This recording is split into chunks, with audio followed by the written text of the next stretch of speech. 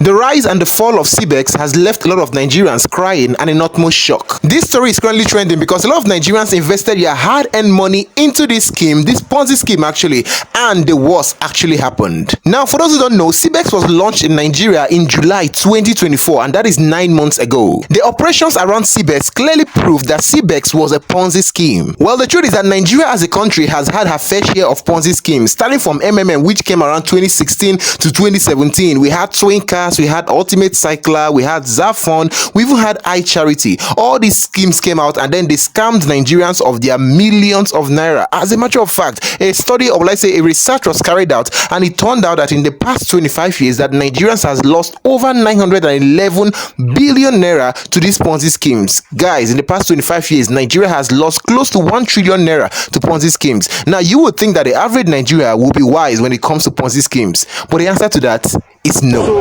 all in all, now how much is gone? How much did you lose? Let me pay my own. Okay. My own, I put it for my own.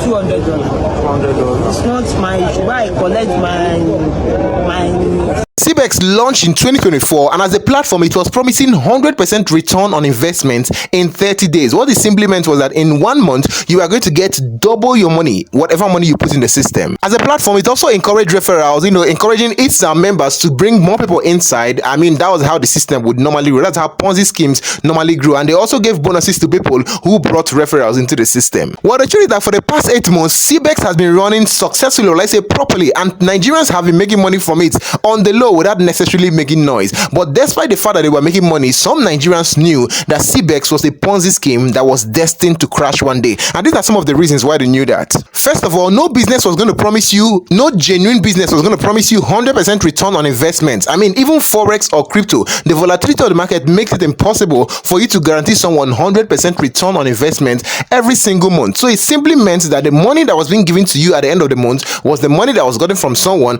and the person also gets his own money from someone. So it's just a Ponzi scheme where you collect from somebody and you give to the next person, and the moment people stop entering into the system crashes. The second reason Nigerians knew that CBEX was a Ponzi scheme was that CBEX didn't really have a publicized face as the CEO or as the person running the business. I mean, you had to dig deep to find a face here and a face there and a face. So there was no really unified face of a person who you could say that this is the owner, or let's say this is the person that's running the CBEX operations. And what that simply meant was that you couldn't really hold anybody in case anything went south.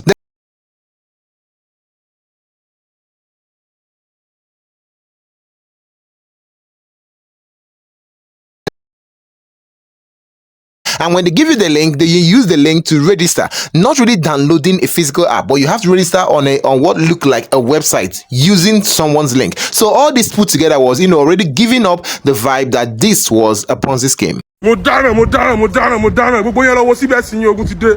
Wọ́n ti kó owó tó wà ní CBEX lọ́wọ́ ti kù 0.0 kọ́bọ̀ àti dáná. Owó mi ti di 0.1 nínú CBEX mo dáná.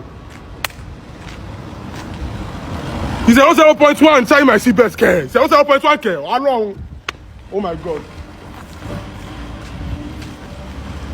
So everything was going on well, not until the 11th of April 2025, when the brouhaha and the wahala started.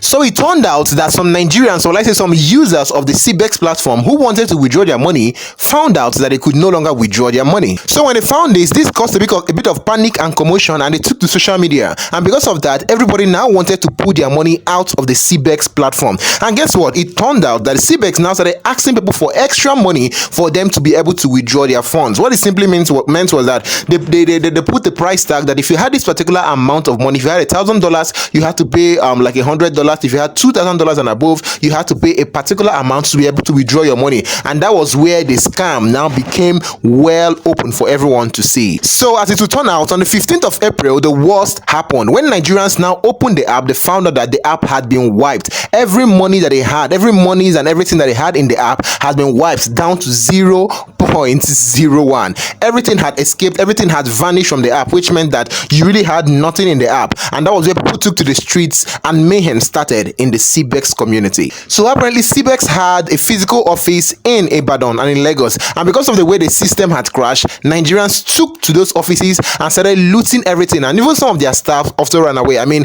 the system crashed down even from the online to the physical space.